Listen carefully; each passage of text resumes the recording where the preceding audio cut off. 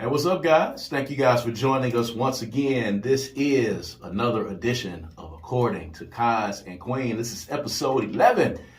We want to thank you guys, of course, for continuing to tune in with us. Thank you guys for commenting. Thank you guys for sharing and just generally supporting the podcast. This is a podcast, of course, conversations between a husband and wife that take place in the comfort and the privacy of our home that we bring to you guys because we think that they're kind of interesting and kind of hilarious at times. So we bring them to you, and that's why we're here. And as always, I am Kaz. And I'm Queen. And we're going to get started, man. There's a lot of good stuff to talk about this week, man. A lot of stuff happening. But I wanted to touch on, first of all, of course, we kind of talk about, a few things that we're going to talk about on the show before we start. Preachers Gone Wild. In the past week or so, we've been talking about a couple of videos that we've seen from a couple of pastors worldwide. And it seems as if the pastors have gotten out of control and have made themselves viral and making videos. And, church folk are all up in arms. And, we often talk about those things that happen. Sorry. I was vaccinated, man. My goodness. I started coughing and my wife was repulsed there. I mean, for those of you that are watching, she actually, lurched back a little bit. But I'm clean and clear. Okay. I mean, if you ain't got nothing, it means I ain't got nothing. I'm clean as clear. Okay, then. Clean as clear. We sleep together every night. So, if you lurching back now, it's too late. Baby, I did that because you were in the microphone. It was loud. You think it was loud? Yeah. It was loud? in my ear. Okay, well, my bad. But anyway, so there was the video of the pastor in New York that got robbed in his church. First of all, that kind of started it off. I don't know if you saw that one, but he was the guy that had on like the Gucci and the Louis Vuitton suits, and he had the videos of him and his wife riding and listening to Jay-Z, and he was in the real estate. That guy. He showed his closet. Showed his closet. Ended up that he had built a couple of his parishioners out of hundreds of thousands of dollars in a real estate scheme. So he apparently was supposed to be something like a real estate mogul. So he made a lot of videos talking about, getting people involved in real estate. And he became famous, unless by staged or, by organic happenings. He was robbed in his church. Somebody came in the church, had him to get on the ground, and they robbed him. Clearly he had been flashing from the videos that I saw. He had been putting it out there for quite a while. And, you can't dangle that meat in front of them sharks like that, man. They came right up in the church and they got him because, these days, school, church, football game, it really doesn't even matter at this point, but they got him. And a lot of people, pretty much said, they either enjoyed the robbery or they felt like he had it coming because of the way that he was flashing. On the web. But that was the first one that kind of kicked it off. The second one for me, and we talked about this, was the pastor that got in front of his congregation and he basically called them broke, busted, and disgusted because they was not getting him the Movado watch that he wanted for, it was either his birthday or the anniversary, I think it was. I don't know. He berated him on video. He went in for quite a while. He called him broke. He asked him if he was worth McDonald's money to him. He was really upset about this watch. I don't know what it is particularly about this watch, but he was upset. And he went off on his parishioners about being broke. But it stands to reason, and the question begs of itself. Is this where we are? These pastors are out of control. Is this where we getting in the social media age? Is this where we at? Sure. I mean, it seems to me that it's all about, getting viral and getting people to click on these pictures and these videos and such.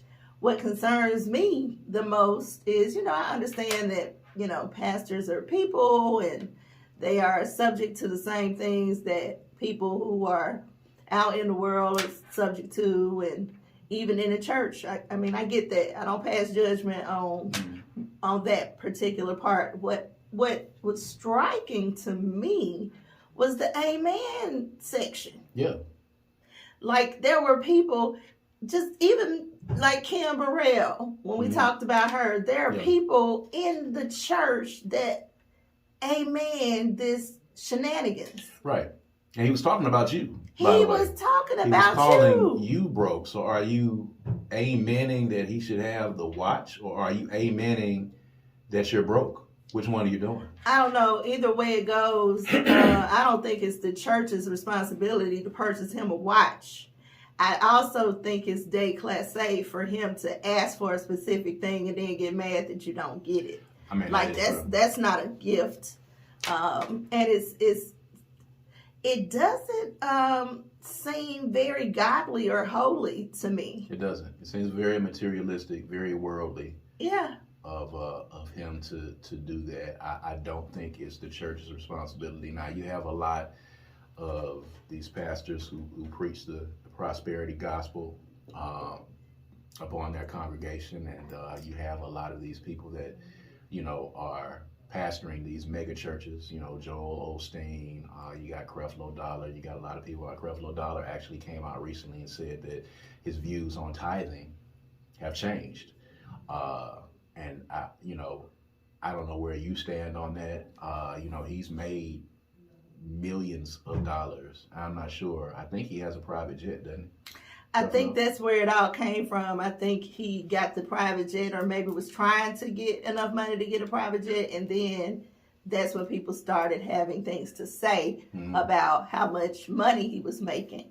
See, the problem with that for me is, well, I have my own thoughts about organized religion just in and of itself, right, which are actually kind of separate, because I think this is a basic humanity thing, like basic human being things, of people operating in morality. Right. And I don't think that this is, when you are the head of a church, a pastor, there are certain expectations that you are actually supposedly guiding people to God, guiding people to God. That's the job. Right. That is the job. Right. That's the job. So when it starts getting to the point to where you want fanfare, I see a lot of pastors spending all their time on Facebook and Twitter and TikTok trying to get people to buy into them. God tends to get lost in that. So then it's easy to become materialistic and to get sidetracked and to start being more practical than spiritual. It's easy. It's very easy. And in today's society, that's exactly where we are. So I don't know, there's something to be said about remaining focused on what your job is. And I think that if you start getting to asking the church for money for your personal, it's one thing to say we got a building fund, which I actually need you to be building something. Right. But it's something to say, we are working towards this purpose. And I actually do believe that God grants us, people who are called to do this work. I actually do believe that God intends to take care of those people. I do believe pastors should be paid. But I don't believe that you have the right to come in front of your church and berate them because you want to watch. Yeah. And they didn't get you to watch. Right, right. And I also have sort of a hard time with millionaire pastors when the congregation is broke. Right. And, he did come back later on and he made this apologetic video saying he apologized for, And I can respect that. Yeah. I think it was more so because the video went viral and the reaction to the video than it was for him being actually contrite for what he did. I don't know. I believed him. And I'm not even a follower, like a fan or anything. The mega churches always kind of give me a little pause, just period. Not even mega churches, like just large churches. Yeah, because his church wasn't even that big. Yeah, it looked like. Yeah. Right. But he looked broken to me. He looked convicted to me. Right. So, because my thing is, what are you thinking about in that moment for you to say it? If you're this contrite and you understand now, looking back on it from another vantage point, if you're this contrite now, what got into you at that moment for you to say what you said? Child, probably his wife. For that Movado watch, man. Oh, you talking about the wife? I thought you were Yeah. talking about Creflo. I don't know. I don't know. Like, yeah, what made you decide to confront your church while in church At that moment. about your wife? And he was really convicted, about not getting this watch. And then to turn around later on and then to give this apology, I don't know. I think in those instances, a lot of times, I think people are they're apologizing for being caught and for being put on blast. That particular pastor, I agree. I thought you meant Creflo. And I think Creflo did some research, and I think he did some soul searching or something, for his attitude on tithing to completely change. Yeah. And that's a kind of a foundation of the mega churches. That was not an easy thing. That had to be something really big there. I Because there agree. were still people who said, tithing is in the Bible, is something that you should be doing. And he's now against it. Of course, now, he's racked up millions of dollars, But he from the looked tithing. to me similarly to what Will looked like somebody who had been doing some soul searching. He may not have it all figured out, but I think he's working on it. Now, the guy who asked for the watch, I think he's just perpetuating the idea of getting people to follow him. Right. It seems like he's more interested in being famous. And I think, him, the guy in Brooklyn, I believe it was, I think in the social media age, these pastors are trying to get people to buy into them and not into the word. Like, I understand you're trying to get parishioners into your church. So, if I do these videos and I do these cool things, people are going to come to the church because they want to, see me. Almost like you're in Las Vegas doing a residency like Usher. If you come here at this certain time, you're going to see me do my thing, and this will get you to come to my church. So I'm going to do this, that, and the other. I don't see the humility in that, and I think I think that's necessary when you're of service. I think there has to be some sort of humility to the work that you do, because you don't want to turn people off. Right. You need to be drawing people to you. And if I can't tell the difference between you and the next TikToker, I'm not interested in hearing you talk about your church. Right. That's true. I need to be able to tell the difference. I need to be able to. It's got to be a little bit of a difference. I mean, and I get it, because you can be, a cool pastor that gets involved in the social media. It still looks different. Yes, and it still looks different because, that's how you're going to get young people. Your church stays Absolutely. alive and your church evolves because you're bringing younger people who are now, dismissing organized religion in droves. Yes. Now, they're turning their backs on organized religion for obvious reasons. I got to talk about this pastor because I sent you this video, and we didn't talk about the Nigerian pastor who stopped his choir in the middle of them singing the song. And told them that was hilarious. They were boring. He just stopped. You're boring me to death. And then he said, we're going to come back. We're going to come back to it later and see, if I'm feeling better about it. But y'all are boring me to death. Just stop the song. And they were singing hard, too. It wasn't even that bad. It wasn't bad. I thought the song was cool. He was just in a bad mood. He was just like, I don't want to hear it today. He looked annoyed. He just looked, really annoyed. But you saw the faces of the choir when it came on. They were singing hard. Their eyes was closed. They had come to choir practice that week. We are ready to give y'all, this song. This is the music ministry. We are prepared to get this to you. And he stopped them in mid-song and said, y'all are boring me. Not boring me. He said, y'all are boring me to death. That is the highest level of boredom that you can achieve at any moment. Because he was not playing. No, he wasn't. So serious. It was not a smile. He was dead serious. He went to his podium. He was getting ready to start with the word. Y'all had Just stop. Y'all had bored him to complete death in the church with that song. The spirit was not in him on this day. I don't know what was in him. That wasn't it. That wasn't of the Lord for you to stop that. It wasn't of the Lord. It was not of the Lord at that moment for him to say that. You know what I'm saying? And we've all been in church and we've heard some people who are awful. Oh my goodness. And we've heard some people who are absolutely plumb awful singing, and the pastor did not stop them. But you know what? We talked about, remember back in the day when I used to watch American Idol, and we talked about how if you sang a gospel song, you wasn't going to get booed. And the Apollo. You wasn't going to be, the Apollo. Yes. You wasn't going to get booed if you sang, that's what it was, Yeah. the Apollo. You wasn't going to get booed if you sang a gospel song.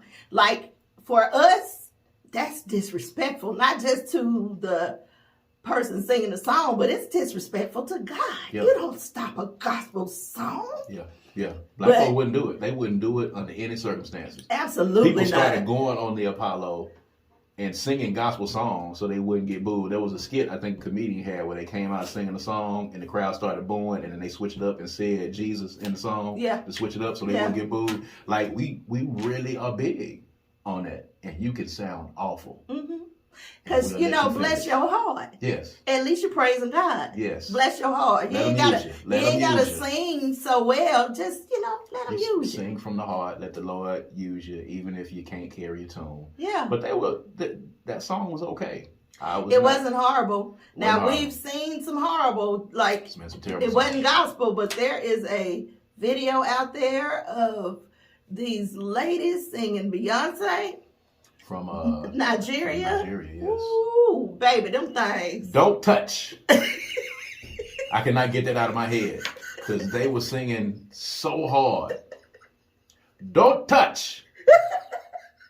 That's the one. That's the kicker right there. Y'all know what I'm talking about. Y'all know exactly what I'm talking about. If you have not seen this video, you gotta see it. You gotta see it. Oh my God, it's Nigerian hilarious. women. They're on a TV show in Africa. They were singing. And there was 3 ladies. And to the left. Yeah, they're singing Irreplaceable by Destiny's Child, Beyonce.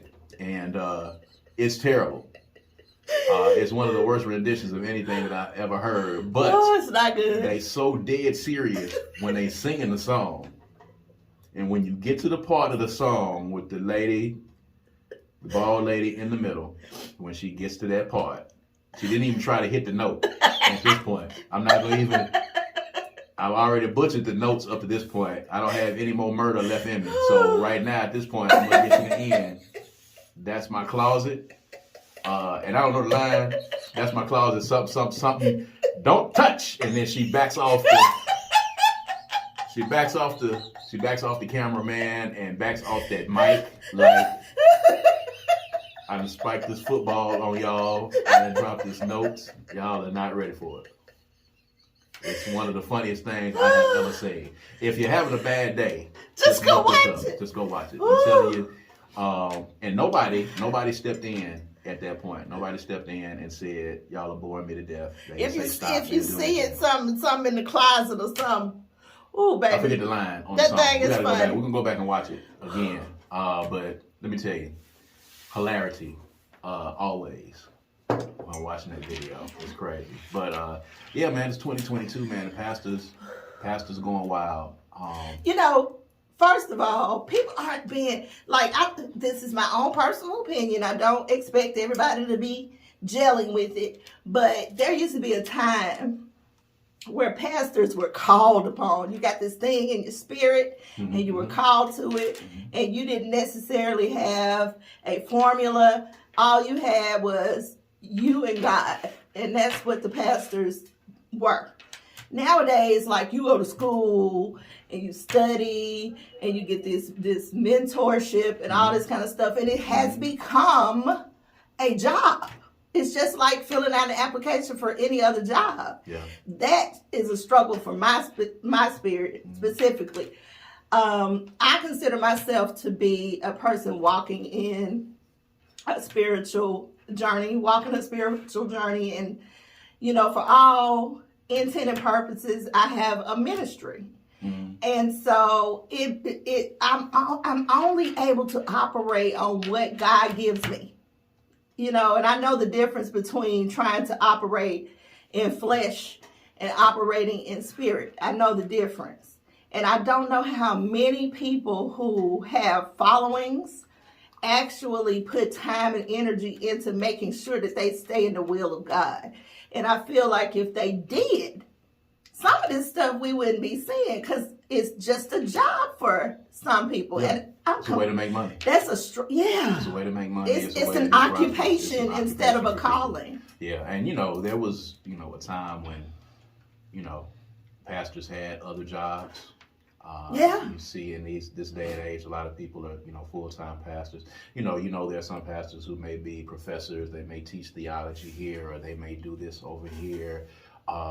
You know, and even in, you know, some of my younger days, there were some pastors that were teachers or principals at schools. Sure. And then they pastored the church on the weekends. And I guess nowadays people are like, if I got to give my whole self to this, it's going to be a full-time job. And I don't really, which is fine. I don't really have a problem with that as long as the light shines. As long as the light shines and we can see that permeating through in your area. You know, I put up a post a couple of days ago on Facebook, by the way. If you are tuning in, of course, because I didn't do this at the beginning of the show, make sure you like and subscribe to the YouTube page if you have not. All right. If you're watching us on YouTube, that's going to be right here under my finger. Make sure that you do that. If you're listening to us on streaming services, make sure you go and follow us on the YouTube page, Brad Kamikaze Franklin, and you'll be able to see our bright, shiny faces, of course. But, you know, you look at the perimeter of the area where the churches are. You know, someone said that if you want to know how effective a church is, or if you want to talk about, giving to the church, or talk about tithing to the church, or giving to the pastor, or giving the pastor something on their anniversary, just take a look at the church and look at the 4 blocks that are around that church on either side. What does that tell you? What have you done for your community? This church is here, this pastor is prosperous, this church community is doing this, but the community around this church is still poor and still suffering. And the church is supposed to be the beacon of the neighborhood, as we were told. Yeah. As far as I know, what does your neighborhood look like around that church? How involved in the neighborhood is that church? I know a lot of churches that exist now, especially the older churches, most of their members don't even live in the neighborhood that they're coming to the church to. So is your outreach going into the community? Is your outreach going into the area around that church? Do you have outreach? Do you have outreach? You know what I'm saying? And is your pastor, riding around here, living lavishly, living well, driving well, and then the people that are in close proximity of this church in which you're supposed to be a shepherd for your community, they're not doing well, but this particular person is doing well. So it's something to definitely think about at the end of the day. But you have a particular story, we talk about it often, in your life, and your issues with the church, and your move from being particularly religious to spiritual. I think in our household we are more spiritual than religious. Can't really even recall the last time that I think that we went into an actual church. Oh, I can remember the exact day, the last day I went to church. What was that? Well, aside from, I had the issue when my whole church home, the day that I left the church, that was my church home. Mm-hmm. Oh, that was 18 years old. But then my brother has a church. I tried to visit his church a couple of times since then. That was the last time, I think. But that was difficult. That was very difficult. I've been to funerals. Right. I don't have a problem being in the church. I have a problem with the formatting and the organization of it and the agenda, like all of that. Just, I just have a problem with that. The church, I still struggle with church hurt. Yeah. In my relationship with the Most High developed after I left church. So I didn't have to be in church for that. And I know people believe that you need to. My brother told me one time that the purpose of church is the fellowship.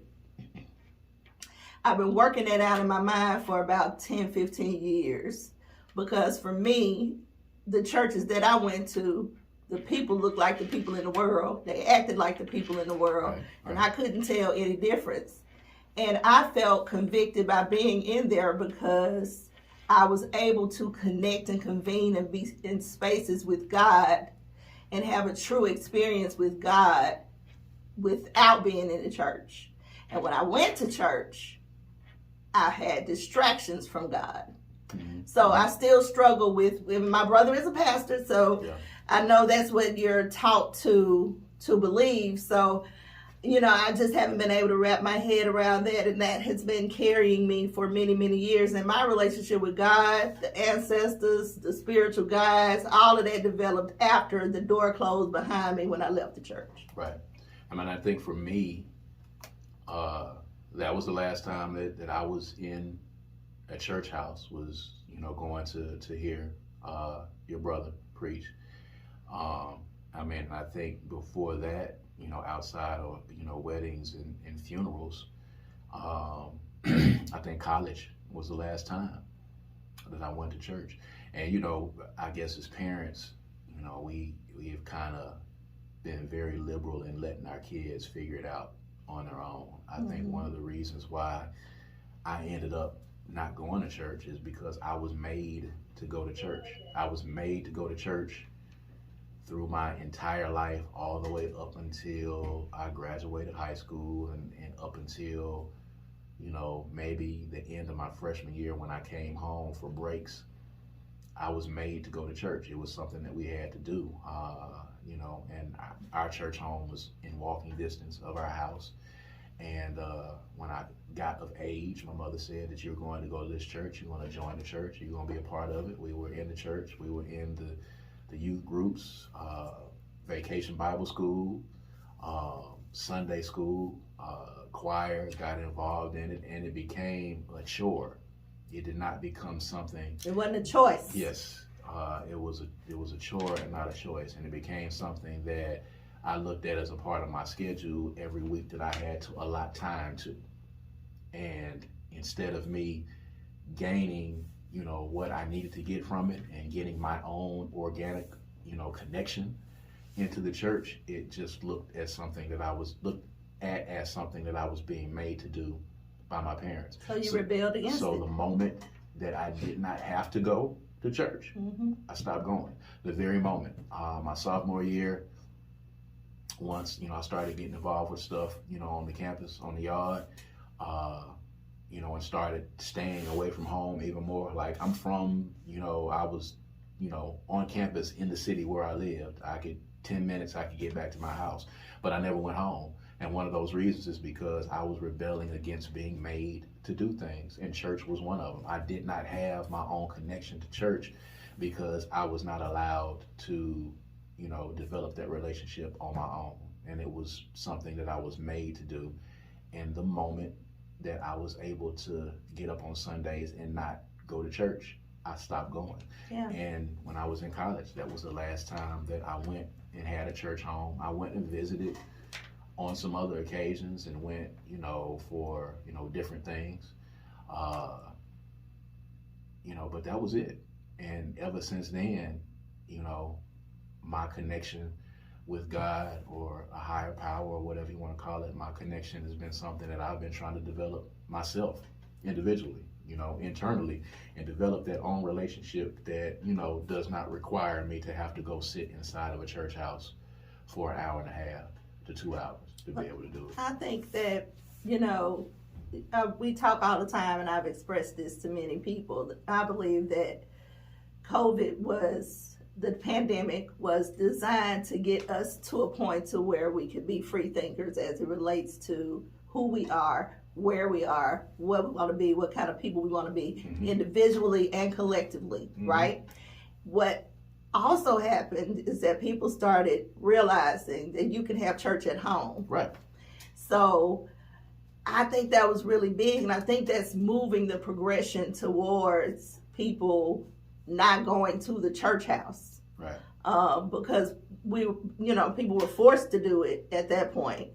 And so that was, in my opinion, a good thing, because I think people need to find God, find the Spirit, find whatever it is that their belief system is for themselves. And you get to a point inside the church where you're getting all this information and you just kind of do it and you just kind of go with it because that's what's being told to you, without searching your soul and your spirit to build a connection with God. Because you might be in a denomination that you don't even necessarily agree with, but you go because mama went and grandmama went. it's people that's never been to another church. Right. Like the way that you pick a church how can you pick a church without trying other churches?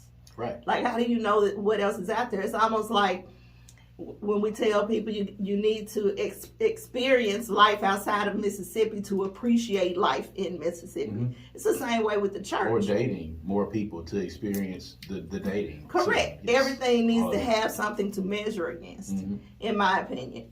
And this is not to say that whatever is working for you is working. It's just basically to say, are you putting yourself in a position to make the best decision? That's basically what I'm saying. Yeah, I mean, everyone should make their own determination. And this is not a knock against people who go to church or pastors. Correct. Unless you feel convicted by what we're saying. Yeah, I mean, but if it touches you, this rock, it might be something to consider and to evaluate, because there are some people out there who are pastor posers. Pastor posers, that's good. And that's excellent. So Pastor posers. Are you a pastor poser, or are you actually a pastor? That's it. And we're probably going to go in depth on here about, because you got a real story, and I've always told you it's important to tell that story. We'd be on here for hours. If we delved off into the story about, your church hurt. I didn't necessarily have church hurt per se. I just wanted to have church choice. It's a very common story, though, by the way. Yeah, I mean, it is a common story, and it's something definitely that I think especially ladies in the church need to hear. And it might resonate with people and let them know that it's a little bit more common than they might think. You got a lot of people who probably haven't even spoke on it or spoke up about it because you experienced it when you spoke up about it in the church. It took years, though, to speak up about it. Church hurt is a real thing. You'll hear about it in Her Run to Freedom. That's it. Yeah. We're gonna talk about Her Run to Freedom at some point. They're not ready for it yet. Yeah. We're gonna let them know about it. But church hurt is a real thing, and I think it's one of the reasons why a lot of young people are not, going to church. A lot of young people, when they get the opportunity, are not returning to church. It's just gotten much too organized, and it's become much too much of a thing. It looks like the world.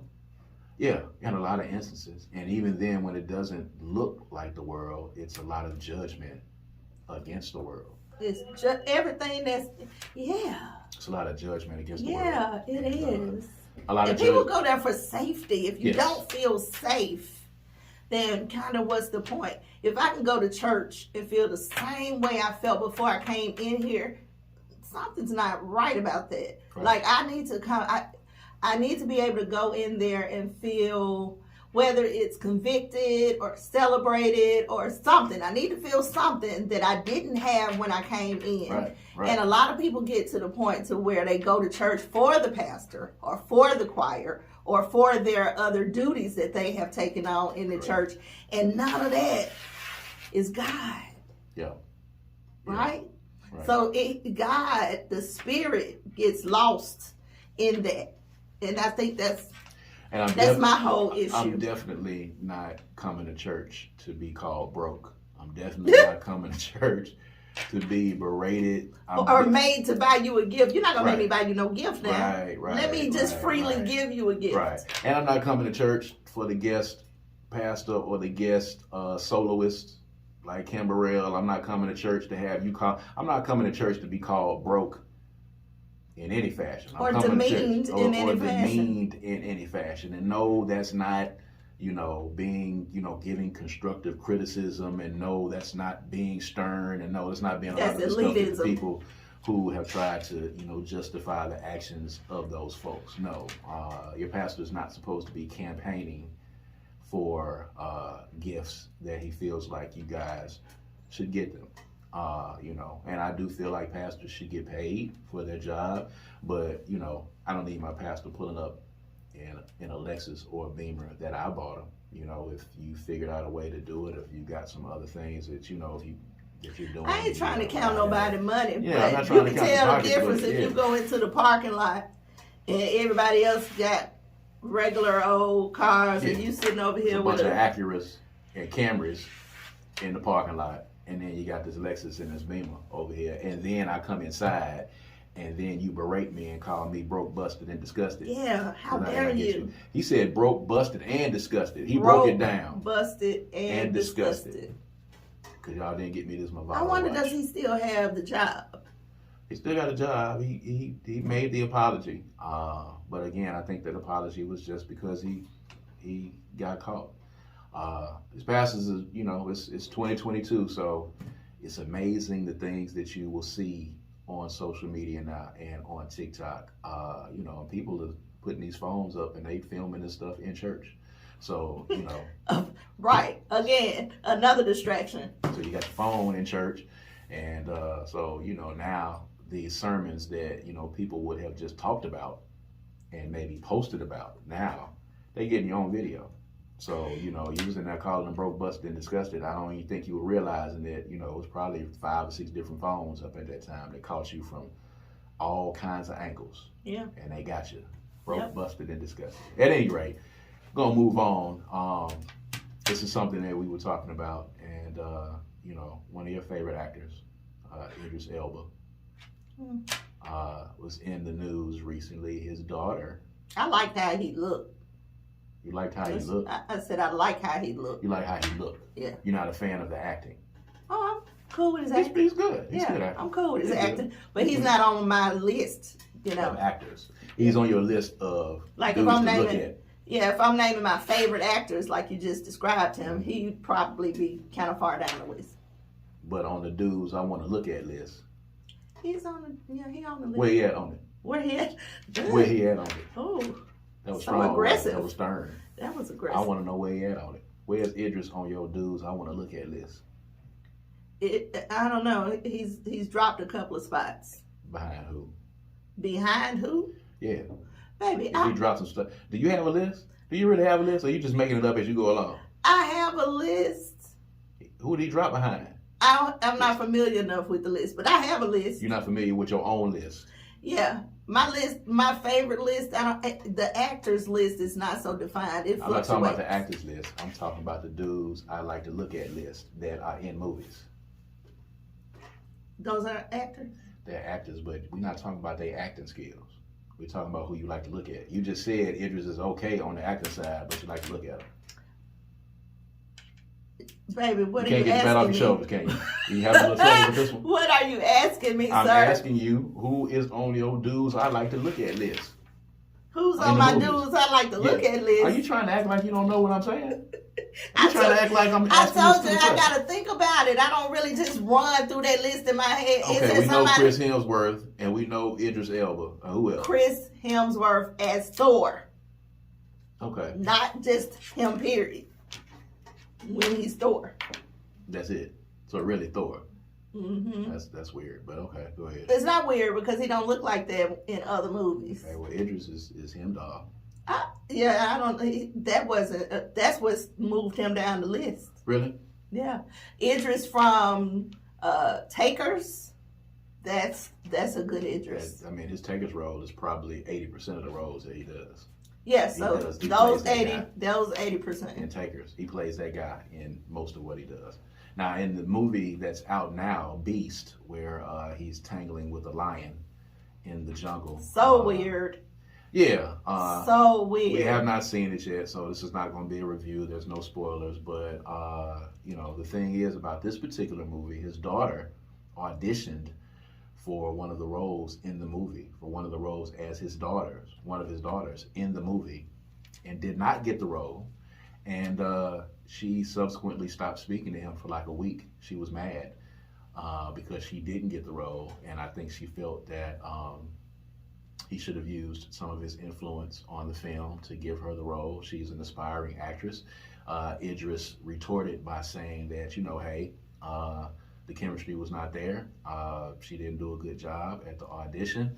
And she just didn't get the role, and it is what it is. And Black Twitter pounced on the issue, saying that, what is black folks' problems with nepotism?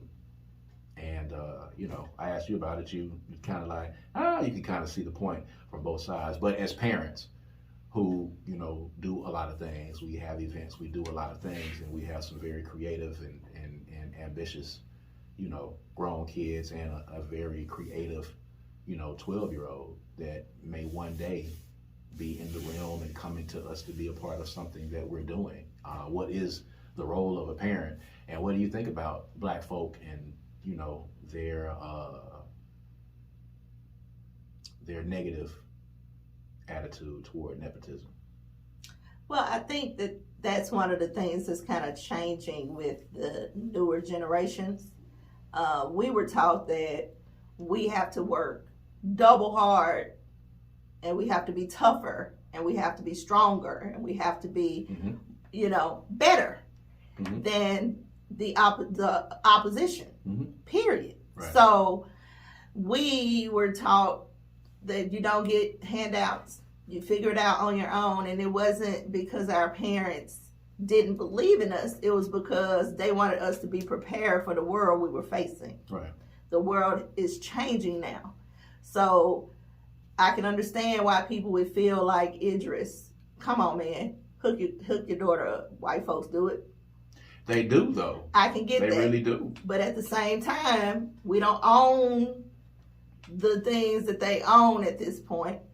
But I think that's changing. And I think that you'll see this next generation having more stock, more say, more influence than previous generations. And I think that will change. But I also at the same time feel like the way for me to evaluate this was to put myself in his position, right? So I'm Idris. My daughter is interested in this movie, or she's interested in being an actress, right? So if it were me, I would have probably handled it the way he did, which I think he did. I would have probably set the meeting up for her, said my daughter's coming in, but she would have had to get the part on her own. That's fair. And if she was good enough, we'd be great. If she wasn't, she got to go back and work. And it's not necessarily about nepotism as much as it is building your craft. If there's no you my daughter, we don't have chemistry on screen, you can't be on screen with me. This is my job. So go back and work on your craft, and we'll try it again and see if you're ready. It's a fine eye, because if she's playing his daughter, that is your daughter. It's not you got chemistry. It's not as odd as you think, because she's not his daughter. She's acting as his daughter. So she's putting mustard on top of it. And sometimes that just doesn't translate well. I think, and that goes to the issue that we talked about, this premise in the Black community of, when you turn 16, you're going to get a job and you're going to contribute to the household, or when you turn 18, you got to get out, that kind of thing. Things are done differently in the white community with their kids, and, when they're turned loose into the world. And that kind of goes into this issue, because there's a lot of people that thought that Idris should have just taken her and put her on the film. First of all, is it his? Is it his to do? A. B, if it was his to do, is that the right thing? Do you put your daughter in the film and then she's not good, and then of course Black Twitter turns around and completely roasts and eat her up? He's probably protecting her. It could be. But the premise, and we talked about this because we got grown kids. So the premise of y'all got to get it out the mud because we got it out the mud, and making them struggle. Or, telling them that they need to struggle because we struggled for them to be able to get to where they got to, Is that really teaching them? It's teaching them something to a degree, but is that really teaching them something? Or do we need to change that mentality a little bit? I don't have that mentality. If I'm able to put my daughter in a position that she can excel, then I'm going to put her in that position. I don't think she needs to struggle because I struggled. I don't think that that's what I'm supposed to do. I'm supposed to be providing, because you're going to struggle anyway, because she's a Black woman. So she's going to have struggle. Yeah. I don't need to add struggle just for the F of it. So the job is to put her in the best position to succeed and have a happy, fulfilling life. Yeah. And I struggled to be able to provide that to my children. So it seems a little not smart to then go back and say, I went through all that struggling, now you struggle too, just so you can understand what I struggle for. But that is not how we were raised.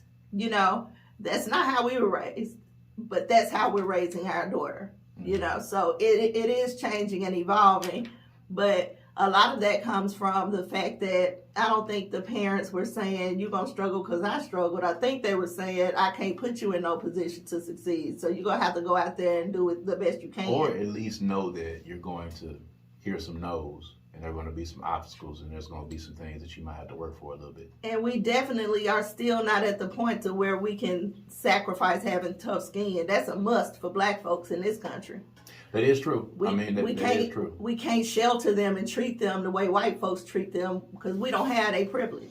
I will say my views have definitely changed on them as, you know, we've aged and going from the, you got to get out of here and get your own place to. Well, that don't work because we tried that and our children come right back. They come back. They don't stay gone. It was like a boomerang. They threw them out there, and I'm talking about they came right back. You knock on the doorbell, ding dong, you back again. Again. Yeah, it's over and over again. But that's what we're supposed to do. We're supposed to be there for a certain amount of time, you know. But I think that you got to make sure that you stay on this side of that line because the other side can be a hindrance for the child. So if you always give them a net, they ain't gonna ever jump. You know what I'm saying? Prepare them so when they leave, it's the last time, and you don't have to worry about them coming back. You want them to be prepared so that when they leave, they can fly and not continue. Because coming back continuously over and over again, that's not working. And you're enabling them to a certain degree. Now, I'm not saying keep doing this until they 28, 29, 30 years old, but 18, 19, 20, just getting out of college, they don't have anything figured out. We didn't have anything figured out. We didn't know what we were doing. Definitely think, I think even past college, you graduate from college at what, 21, 22? Yeah. They need longer than that. Because it's almost like they went back through preschool. I should have gone back home. I did. And there's an element too, because I wanted to be grown. And there was a lot of stuff that I wanted to do that I could not do in my parents' house. And if you're willing to sacrifice that, then you cool. You know what I'm saying? There's some people who, you know, wasn't drinking, smoking, partying, you know, trying to, you know what I'm saying, get their groove on, for lack of a better term. You know what I'm saying? I was trying to do all of that. You know, I was trying to have the female company, drink, smoke, trying to do all that. Couldn't do it under my parents' roof. So in order for me to be able to do that, I wanted to go out and do that. But for those that... Oh, that's what moves everybody out. That's what moves everybody. You know what I'm saying? You can't do no smashing in your parents' house. You can't do that. You know what I'm saying? Not black folks. No. Not black parents. Not black parents. I mean, you know, in these modern times, it's a few. Yeah, that's probably changing. We actually encountered a grown person that I think was staying with their mama, and they grown, and was dating and having company still. But, you know, they go in the room and do it. Who? I don't recall that, honey. We're going to talk about that offline. Okay. We'll talk about that offline. I think you remember the conversation, too, by the way. We're going to talk about it offline. Don't worry about Probably chopped it off. Yeah. No, you didn't chop it off. It came in full. You heard it came in, it flew in. No, I'm saying disconnected from it. Not remember it. Oh, okay. Maybe that's what it was. It was a piece of miscellaneous information. All right. But at any rate, you know, that's one of the reasons why you jump out that fast. And even when I jumped out that fast because I wanted to do that, I had to end up coming back. You know, if my parents had like a wing that I could have stayed in, if there was like a guest house or a pool house like Carlton and Will stayed in, if they had one of those where I could be on the property that had a separate entrance and I could have done everything that I wanted to do inside of that pool house, then yeah, I would have stayed. I would have stayed till like maybe 26, 27, 28. Maybe longer. Maybe even longer. And then I'd have been ready by the time, you know, you let them stay, you let them save up their money, you know, we're not making you pay any rent. We still gonna feed you. all of that stuff, and get you prepared for the world. You got to have a plan, and it's got to be very, very defined. If you come back to my house and there's no plan, you paying rent. If you got a plan, then okay. Yeah. Then we can help you with the plan. But if you don't know what you're doing and you just out here willy-nilly kicking it and being up in the house, and you got to pay something. Yeah, well, the little one came along when you and I were getting it and evolving and learning and getting better at this parenting thing. So, you know, she's going to be able to leave when she's ready to leave. And she's going to be able to come back as she needs to come back. But we want to try to prepare her to leave the first time and not have to come back so she can be ready. You know, girls don't have the same difficulties as boys with growing up. Yeah, girls mature faster, and we get ready. We're ready for life a little quicker than men are. Yeah, so and you like your space. Yes, that's necessary. It is. That's a necessary thing. Well, hopefully Idris's daughter is now talking back to him again. Oh, I was going to say, I think that's just regular old daddy, you let me down stuff. Yeah, of course. And he's Idris Elba. So, you'll talk to me again. At that point, you know what I'm saying? I'm pretty sure that's what, he's thinking. She's definitely learned a lesson, That you don't get everything that you want. Everything is not a handout. And if you want this, work for it. And Idris looks like, he could be a bit of a dick at times and just, and say, I don't think that was a dick move. I think he was really helping her. I don't think so. I still think he could be a dick, though. He looks like he could be a dick at times. I think you're hating. And I think you just like how he looks. I do like how he looks. We're just being fair. I can be honest. I like what he looked like. Just putting it out there on the table, and that's cool. And that's fine. It does not exclude him from being a dick, which he could be. Or you being a hater. Well, I don't think it's hating, just me observing as a father saying that, he might. You think it was a dick move for him, what he did? You think that was dickish? No, I don't think it was dickish. So why are you calling him a dick? But I think, or saying he looked like he could. He may have the qualities of someone who can be dickish at times. Why? I don't know, man. I mean, it's just tough for me with my daughters. I don't know. I can't say because I have not been in the position yet. I would have had to have seen what her audition was. I don't understand what you're saying. Are you saying that you think he could be kind of a dick as relative to this story? Or period. I'm saying period. Well, why do you keep using this story as I'm just using this story because I'm sure his daughter felt like he was being a dick at the time. Oh. Sure she did. How old is she? She's 20-something. I don't know. I don't know how she is. And then, too, I'd have to see her audition tape to just know. If she wasn't just awful. He's a seasoned actor. He knows when chemistry is there and when it isn't. And he didn't make the decision, the director did. So, obviously, for what he was trying to make happen in the movie, she couldn't cut it. And there it is, ladies and gentlemen. Well, hopefully, the Elba family is one big happy family again, and hopefully she is talking to him after this. And, maybe she'll get the next part that she goes on. Maybe she should try not working with him. Oh, that's definitely going to happen. I think at the end of the day. If she does that, she can see if it was her or if it was him. Yeah, at the end of the day. But at any rate, we appreciate y'all for tuning in once again. This has been episode 11 of According to Kaz Queen. And as always, make sure you like and subscribe to the YouTube page so you can see our bright, shiny faces. But you can also listen to us on all streaming services. So you can listen to the audio. Make sure you download us on Spotify, on Apple Music, on Google Podcast, on Amazon Music as well. We are everywhere where you can hear podcasts. Share it with a friend, post it, put it up. These are conversations that happen between a husband and wife in the privacy of our home. Some of them serious and some of them hilarious. And we share them with you guys because we think it's something that you guys might want to hear a husband and wife talk about on a podcast. That's what we do. Can you take us out one time with the Nigerian thing, the lady? Y'all got to go see that video. Just take it out. Just take it out. I'm going to get the line. I'm going to do it the next time. I got to get the line. All right. But at any rate, With that being said, I am Kaz.